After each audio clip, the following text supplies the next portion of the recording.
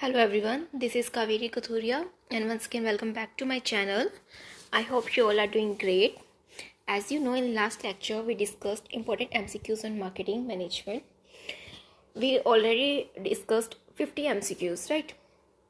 So move toward the next important MCQs. These MCQs also again on the marketing management. So here your first question is, at the introduction stage of PLC की बहुत सारी stages होती हैं. We already discussed in the last lecture, right. First stage होती है introduction stage. At the introduction stage of the product life cycle which of the following are the marketer two main priorities. Marketer की दो main priorities क्या रहती हैं? Priorities means प्राथमिकता क्या रहती है? इंट्रोडक्शन स्टेज में पूछ रहा है. जब आप प्रोडक्ट को इंट्रोड्यूस करेंगे तो ऑब्वियसली आप चाहेंगे कि उसके रिगार्डिंग लोगों में अवेयरनेस जगाई जाए, लोगों में अवेयरनेस जनरेट की जाए और स्टिमुलेटिंग रिस्पॉन्स और उसके अगेंस्ट जो है कस्टमर रिस्पॉन्स दें. जो हमारा कस्टमर है या होने वाला कस्टमर, हम ये कहें कि वो उस प्रोडक्ट के रिगार्डिंग रिस्पॉन्स दें. तो आपका आंसर हो जाता है generating awareness and stimulating response.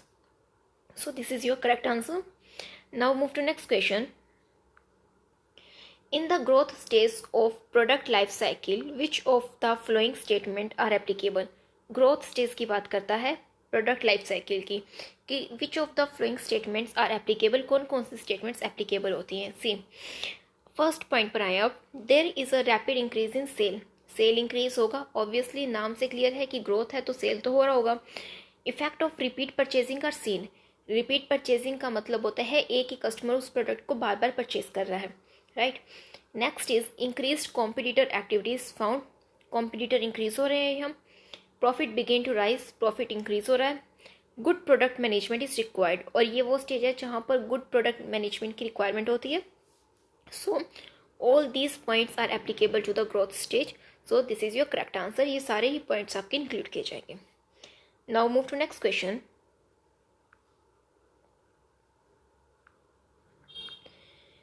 Which of the following is not a method of idea generation. आपसे कहता है कि नोट पूछ रहा है. आपको ये चीज़ याद रखनी है बिकॉज समटाइम हम कंफ्यूज हो जाते हैं. हम ये छोटे छोटे वर्ड कंसिडर नहीं करते. यहाँ पर जो नोट लिखा है ये थोड़ा सा लार्ज साइज में है बट एग्जाम में ज़रूरी नहीं है. सेम लैंग्वेज में चलता है, सेम साइज में चलता है तो हम ये कंसिडर नहीं करते, right. Which of the following is not a method of idea generation. Idea generation का मेथड नहीं है. अब आइडिया जनरेशन क्या होता है? एज वी नो कि हम न्यू प्रोडक्ट डेवलप करते हैं तो उसके लिए एक प्रोसेस फॉलो किया जाता है न्यू प्रोडक्ट के लिए, जैसे हम कहते हैं new product development process, right. उसके अंदर हम बहुत सारी स्टेजेस जो है फॉलो करते हुए एक न्यू प्रोडक्ट को डेवलप करते हैं. फर्स्ट स्टेज होती है हमारी idea generation, right. Idea generation it means कि जो हम प्रोडक्ट बनाना चाहते हैं, जो आइडिया है उसके रिगार्डिंग आइडिया जनरेट करना. आइडिया जनरेट करने के लिए बहुत सारे मेथड्स को यूज़ किया जाता है. उन मेथड्स में आपके बहुत सारे मेथड हो सकते हैं. ब्रेनस्टॉर्मिंग है, माइंड मैपिंग है, रोल प्लेइंग है, एट्रीब्यूट लिस्टिंग है, या फिर हम कहें कि स्कैम्पर मेथड भी यूज़ किया जाता है. तो बहुत सारे मेथड होते हैं जो आइडिया जनरेशन में मोस्टली यूज़ किए जाते हैं. तो अब आपसे पूछता है कि आइडिया जनरेशन का मेथड कौन सा नहीं है. सी, मोरफोलॉजिकल एनालिसिस होता है, सिनेप्टिक्स होता है बट सिंथेटिक्स नहीं होता है. So this is not the method of idea generation, right. अब ये आपको आंसर सेलेक्ट करने से पहले, आंसर चूज करने से पहले आपको पता होना चाहिए कि मेथड ऑफ आइडिया जनरेशन क्या होते हैं. सो आपको क्या करना है कि इस वर्ड को गूगल करें, मेथड ऑफ आइडिया जनरेशन को, तो आपको बहुत सारे मेथड मिलेंगे, राइट. उनको नोट डाउन करो तब आपको मतलब ये क्वेश्चन तभी आप अटेम्प्ट कर पाएंगे. वरना ये ऐसा क्वेश्चन नहीं है कि आप अपनी जनरल नॉलेज से अटेम्प्ट कर पाए. कर भी सकते हैं बट एसेंशियल है कि हमें नॉलेज होना चाहिए कि एक्चुअली मेथड होते कौन कौन से हैं, right. So this is your correct answer. This is not the method of idea generation. Next is launching a product in a small part of the market is called. क्या कहता है कि हम लॉन्च कर रहे हैं प्रोडक्ट को small market में. Launching a product in the small market is called test marketing. जब हम ये भी एक idea new product development process का पार्ट है कि टेस्ट मार्केटिंग की जाती है. जब हम कोई प्रोडक्ट जो है प्रोड्यूस करते हैं मार्केट में, उसको लॉन्च करने से पहले in whole market, in entire market में लॉन्च करने से पहले एक small part of the market में उसे लॉन्च किया जाता है. हम टेस्ट करना चाहते हैं कि प्रोडक्ट चलेगा या नहीं. उस प्रोसेस को कहते हैं test marketing. Next is starting with 1 और 2 एरियाज, 1 और 2 एरिया से स्टार्ट कर रहे हैं, and then adding new region, फिर न्यू एरियाज में जो है एंटर कर रहे हैं to the distribution area is called. It means कि स्टार्टिंग में प्रोडक्ट को 2 या 3 मार्केट में हमने जो है इंट्रोड्यूस किया, हम वहाँ भी टेस्ट कर रहे थे, जिस प्रोसेस को हमने टेस्ट मार्केटिंग का। मान लीजिए कि वो जो 3-4 एरिया में हमने पहले प्रोडक्ट जो है इंट्रोड्यूस किया, वहाँ पर प्रोडक्ट चल रहा है, फिर हम उसे 1-2 और नए एरियाज़ में डाल रहे हैं, तो इस प्रोसेस को क्या कहते हैं? Rolling launch. रोलिंग लॉन्च का मीनिंग क्या होता है?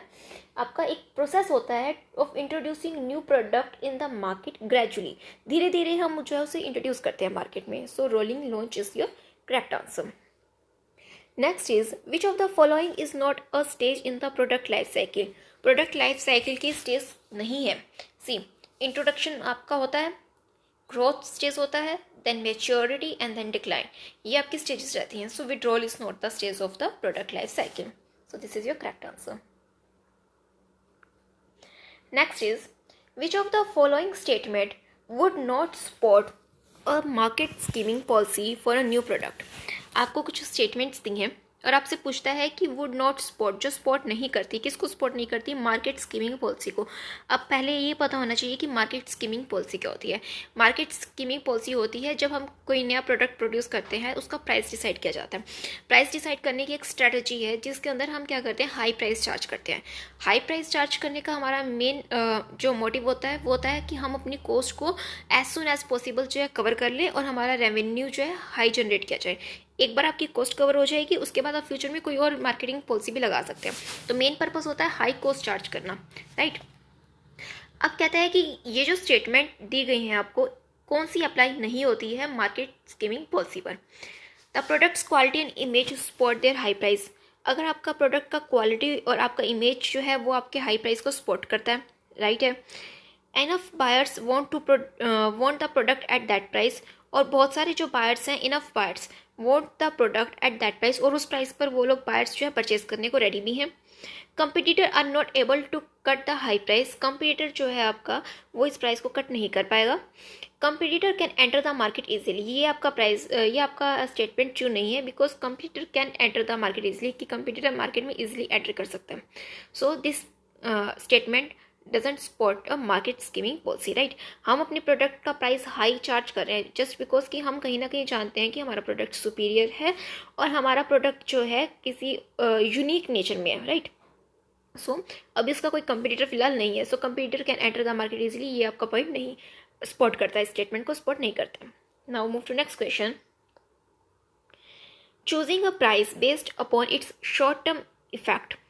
अब क्या कहता है कि आप प्राइस चूज कर रहे हैं, choosing a price based on short term effect. Short term effect को कंसिडर कर रहे हैं आप on current profit, cash flow, return on investment, reflect which of the following pricing objective. आप जो है शॉर्ट टर्म को कंसिडर कर रहे हैं। शॉर्ट टर्म मीन्स कि आप करंट में ही अपना प्रॉफिट मैक्सिमाइज करना चाहते हैं। So current profit maximisation is your correct answer, right. So this is your correct answer. Next is pricing to cover variable cost. आप प्राइसिंग कर रहे हैं, इट मीन्स किसी प्रोडक्ट का प्राइस डिसाइड कर रहे हैं, कवर करना चाहते हैं वेरिएबल कॉस्ट को and some fixed cost. Pricing to cover variable cost and some fixed cost as in the case of some automobile distributorship that cell below cost total cost. It means कि आप लोग क्या करना चाहते हैं कि अपनी वेरिएबल कॉस्ट को कवर करना चाहते हैं और अपनी फिक्स कॉस्ट कवर करना चाहते हैं, राइट। और केस दिया है आपको कि जैसा ऑटोमोबाइल डिस्ट्रीब्यूटरशिप में होता है कि वो अपनी कॉस्ट से बिलो भी उसे सेल कर देते हैं। तो आप क्या कर रहे हैं यहाँ पर? देखिए, ऐसी सिचुएशन जब आप अपनी कॉस्ट से कम पर बेचने को तैयार हो गए हैं, इट मीन्स कि आप वहाँ पर अपनी सर्वाइवल की बात सोच रहे हैं, राइट। सर्वाइवल, यहाँ पर सर्वाइव करना हमारा जो है मेन मोटिव है। So which of the following pricing objective, हमारा प्राइस डिसाइड करने के पीछे ऑब्जेक्टिव क्या है? Survival, right. So this is your correct answer. Next is if a company believes that company with the largest market share.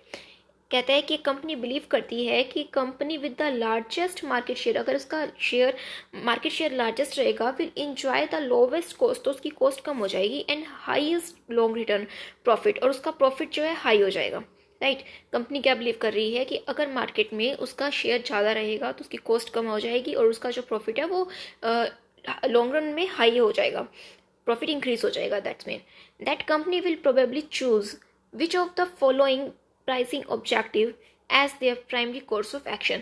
तो कहता है कि यहाँ पे आपसे पूछता है कि कंपनी प्रोबेबली चूज करेगी कौन सा प्राइसिंग ऑब्जेक्टिव। इट मीन्स कि जब हम प्राइस डिसाइड करें तो हमारा ऑब्जेक्टिव क्या है इन सब के पीछे। आज हम प्राइस कम चार्ज कर रहे हैं, फ्यूचर में हमारा इंक्रीज होगा प्रॉफिट, किसके पीछे, हमने अपना मार्केट शेयर इंक्रीज किया है, तो हम क्या ऑब्जेक्टिव है हमारा, मार्केट शेयर लीडरशिप। एक बार हम मार्केट में अपना मार्केट शेयर इंक्रीज करके अपना लीडरशिप जो है वो स्थापित करना चाहते हैं। So this is your correct answer. Now move to next question. Pricing is the approach of setting a low initial price. हम स्टार्टिंग में लो प्राइस चार्ज कर रहे हैं, setting of low initial price in order to attract a large number of buyers quickly and win a large market share। हम जो है buyers को attract करना चाहते हैं और ज़्यादा से ज़्यादा मार्केट शेयर को कवर करना चाहते हैं। सो मार्केट पेनिट्रेशन कहलाती है ये आपकी policy. So this is your correct answer. Now move to next question. Freight absorption pricing is used for. कहता है कि फ्राइट के जो चार्जेस हैं आपके वो ऑब्जर्व कर रही है। फ्राइट अब्जॉर्प्शन प्राइसिंग हम ये मेथड कब यूज़ करते हैं, जब हमने अपनी मार्केट पेनिट्रेशन की पॉलिसी लगाते हैं, holding on increasingly competitive markets, right. So this is your correct answer.